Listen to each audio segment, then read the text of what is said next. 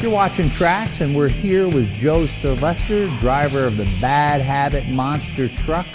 Joe, tell me a little bit about yourself. Tell me what makes Joe Sylvester tick. I like to show off.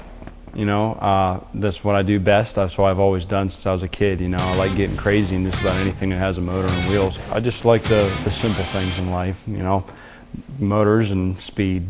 Joe, you're a young guy, 26 years old. Why are you doing this? Well, why not? You know, it's just it's the next thing on my list I've wanted to do. I've always been a big risk taker. I'm a firm believer you're not going to get anywhere in life unless you take risks. To me, it's all about just trying to live every minute of your life on the edge, just trying to have a good time, and that's what I like to do. And if I can inspire a few people along the way to accomplish their goals and their dreams, that's fantastic.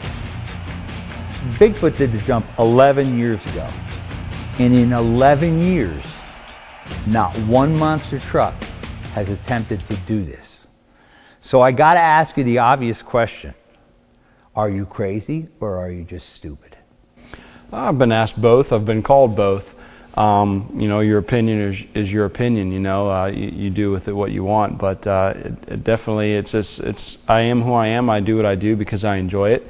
And you know, maybe some other guys haven't done it because maybe they're not crazy enough. Maybe they're not willing to take that risk on either their equipment or their body. It's just something like I said, I want to do.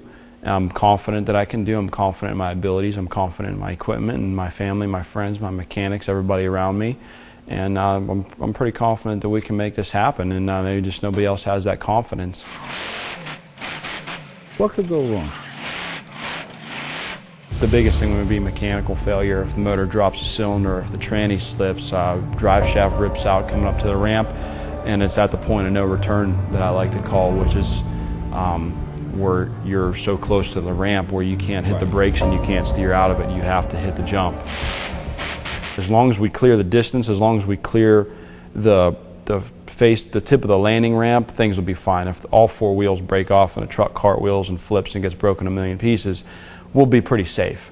Even at that kind of speed, coming down from that kind of air, hitting the dirt, you know, be strapped in. I've got some of the best safety equipment in motorsports, as pretty much all monster trucks have nowadays.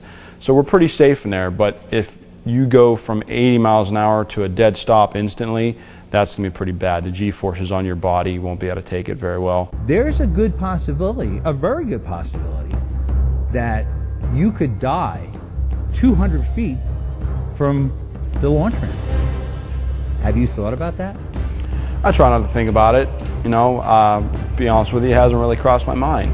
I don't really think about negative things too much. I try not to think about negative things at all in my life because that's only going to bring you down. It's only going to hinder you from accomplishing your goals. I'm sure it hits a lot of people around me pretty close, you know, and it's in the back of their mind. They might not want to think about it, but it might be a reality. Is it a reality? Sure, but it's more of a reality that I could get you killed by a drunk driver on the way home tonight. You know, and I'd much rather go out with a bang. Joe, I know Evel Knievel was your hero. Here's a couple of quotes from him. I thought I was bulletproof or Superman. I thought I'd never run out of nerve.